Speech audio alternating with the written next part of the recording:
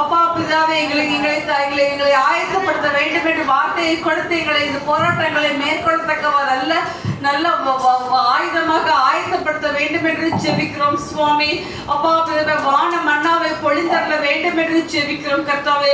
கேட்கிறதுக்கு விருத்த சேதனம் உள்ள காதுகளையும் விருத்த சேதனம் உள்ள இருதயத்தையும் தர வேண்டும் என்று ஜெபிக்கிறோம் சுவாமி.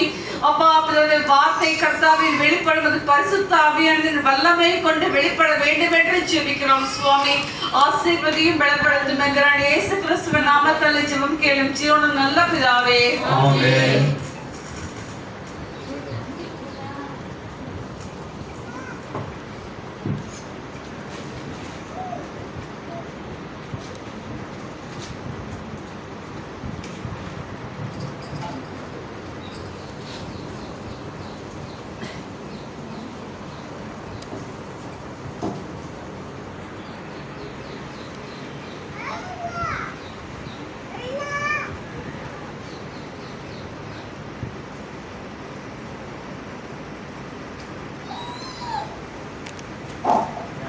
அழகான கண்கள் என்னை கண்டதாலே அதென்று நினைக்க நான் உயிர் வாழ்கின்றேன். அழகான கண்கள் என்னை கண்டதாலே முடிந்தென்று நினைக்க நான் உயிர் வாழ்கின்றேன். யாரும் அறியாத என்னை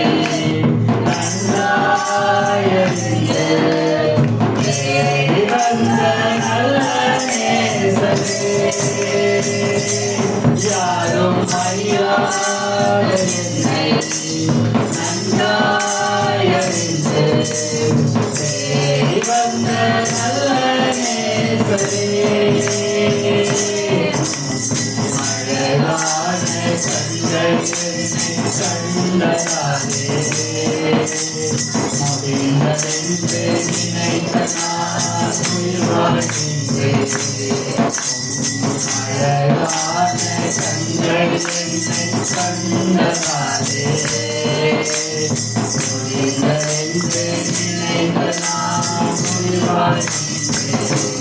நோக்கி எறியப்பட்ட என்னை வேண்டுமென்று சொல்லி கொண்ட நல்ல நேசரே. எறியப்பட்ட என்னை வேண்டுமென்று சொல்லி கொண்ட நல்ல நேசரே. அழகான கண்கள் என்னை கண்டதாலே முடிந்தென்று நினைத்த நான் உயிர் வாழ்கின்றேன். அழகான கண்கள் என்னை கண்டதாலே முடிந்தென்று நினைத்த நான் உயிர் வாழ்கின்றேன்.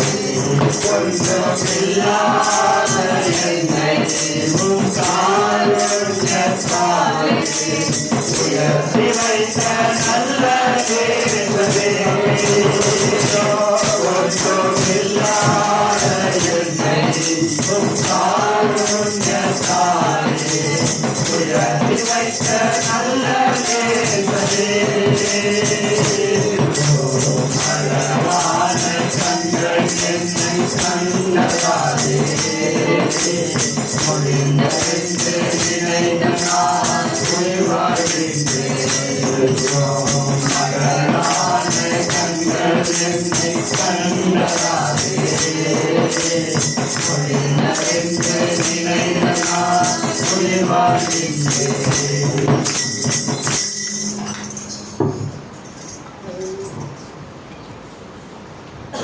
இயேசுவினுடைய அழகான கண்கள் உங்களை கண்டபடியால் நீங்கள் இங்கே அமர்ந்திருக்கிறீர்கள். அல்லேலூயா. கர்த்தருடைய பரிசுத்த நாமத்திற்கு மகிமை உண்டாவதாக. இந்த மகிழ்ச்சியான நாளுக்காக நான் கர்த்தரை ஸ்தோத்திரம் செலுத்திக் கொள்கிறேன். இப்பொழுது நாம் சிந்திக்கும்படியாக நம் கைகளில் இருக்கும் பரிசுத்த வேதாகமத்தை திறந்து மத்தேயு எழுதின சுவிசேஷம் 6ஆம் அதிகாரம் 13வது வசனத்தை ஒருவர் எழுதினென்று சத்தமாக வாசிக்கலாம். மத்தேயு 6:13.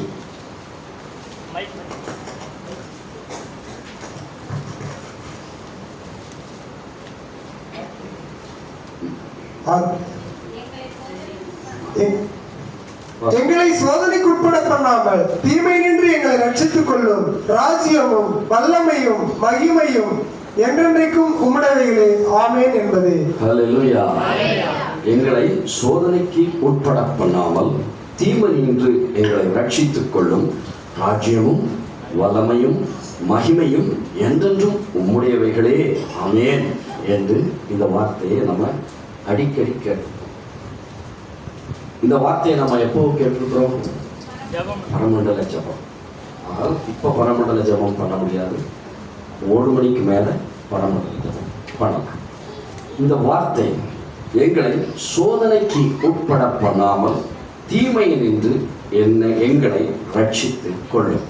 இந்த வார்த்தையை நேற்று முந்தின நாள் ஆண்டவர் அதிகமாக உணர்த்தி கொடுத்தார். இந்த சோதனையை குறித்து கர்த்தர் அதிகமாக உணர்த்தி கொடுத்தார். நான் இன்றைக்கு உங்கள் மத்தியிலே கர்த்தருடைய வார்த்தையை அறிவிப்பது நான் அனுபவித்த சோதனையிலிருந்து கற்றுக்கொண்ட காரியங்களை உங்கள் மத்தியிலே இந்த நாளிலே விளக்கி காண்பிக்க விரும்புகிறேன். என்னுடைய வாழ்க்கையில கடந்த நாட்களிலே நடந்த சோதனைகள் எல்லாவற்றையும் நிதானித்து ஆராய்ந்து பார்த்து கர்த்தருடைய வார்த்தையை எடுக்கும்படி இறைவன் செய்தார். அதற்காக நான் கர்த்தருக்கு நன்றியை செலுத்திக் கொள்கிறேன்.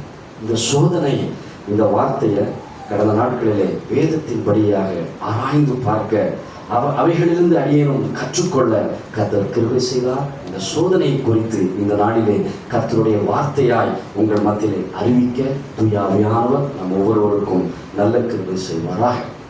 எங்களை சோதனைக்கு உட்பட பண்ணாமல் தீமையை நின்று எங்களை ரட்சித்து கொள்ளும். நாம் ஒரு சோதனை நிறைந்த ஒரு உலகத்திலே வாழ்ந்து கொண்டு இருக்கிறோம். கண்களின் இச்சை, மாம்சத்தின் இச்சை, ஜீவனத்தின் பெருமை, இவை ஒவ்வொன்றும் ஒவ்வொரு நாளும் நம்மேல் அது பயங்கரமாக பலமாய் மோதக்கூடியதாய் இருக்கிறது. பிரச்சனைகள் நாளுக்கு நாள் அதிகமாகிக் கொண்டே வருகின்றன. யாருக்கு சோதனை அதிகமாக வரும் என்றால், எந்த ஒரு மனுஷன் தன் ஆவிக்குரிய வாழ்க்கையிலே முன்னேற நினைக்கிறானோ அவர்களுக்கு தான் அதிகமான சோதனை வரும். அவர்களுக்கு தான் சோதனை அதிகமாக வரும். எந்த ஒரு மனுஷன் நான் ஆவிக்குரிய வாழ்க்கையிலே முன்னேற வேண்டும் என்று நினைக்கிறார்களோ அவர்களுக்கு தான் சோதனை அதிகமாக வரும். இந்த சோதனையை நாம் ஜெயித்து விட்டால், வென்று விட்டால், அது ஒரு பெரிய சாதனையாக மாறும். இந்த சோதனையில் நாம் விழுந்து விட்டால் அது மகா பெரும் மன வேதனையாக மாறும் என்பதை நாம் புரிந்து கொள்ள வேண்டும். சோதனையை ஜெயித்தா அது சாதனை, சோதனையில் விழுந்துட்டா அது வேதனை என்பதை நாம் புரிந்து கொள்ள வேண்டும். எலியை பிடிப்பதற்கு அந்த எலி டப்பாக்குள்ள என்ன வைப்பாங்க? மசால் வடை ஏதாவது வைப்பாங்க. இந்த எலிக்கு அந்த பொரியில் உள்ள மசால் வடை தான் சோதனையாக இருக்கிறது. மீனை பிடிக்கிறதுக்கு அந்த தூண்டில ஒரு புழுவை வைப்பாங்க. இந்த மீனுக்கு அந்த புழுவினால் சோதனை வருகிறது. பறவைகளுக்கு வலையின் மேல் விரிக்கப்பட்ட தானியங்கள் மூலமாக சோதனை வருகிறது. ஆனால் மனிதனுக்கோ எங்கும் எதிலும் எப்பொழுதும் சோதனை. இந்த சோதனை எப்பொழுது ஆரம்பமானது என்று வேதம் நமக்கு தெளிவாக கூறுகிறது. இந்த சோதனை எப்பொழுது ஆரம்பமானது என்றால், உலக தோற்றத்திற்கு முன்பாகவே ஆரம்பமாகிவிட்டது. எப்படி என்றால், பிரதான தூதர்களில் ஒருவனாய் இருந்தவர், அவருடைய பெயர் லூசிஃபர். பிரதான தூதரில் ஒருவனாய் இருந்தவர் பெயர் லூசிஃபர். இவன் எப்படி சோதிக்கப்பட்டான் என்றால், பெருமையினாலே சோதிக்கப்பட்டான். அவனுக்கு வந்த சோதனை என்ன? இந்த லூசிஃபர், பிரதான தூதனாய் இருந்த லூசிஃபருக்கு வந்த சோதனை என்ன? வாசிக்கலாம். ஏசாயா தீர்க்கதரிசன புஸ்தகம் 14ஆம் அதிகாரம் 13வது வசனத்தை வாசிக்கலாம். ஏசாயா 14:13. நான் வானத்துக்கு ஏறுவேன், தேவனுடைய நட்சத்திரங்களுக்கு மேலாக என் சிங்காசனத்தை உயர்த்துவேன்.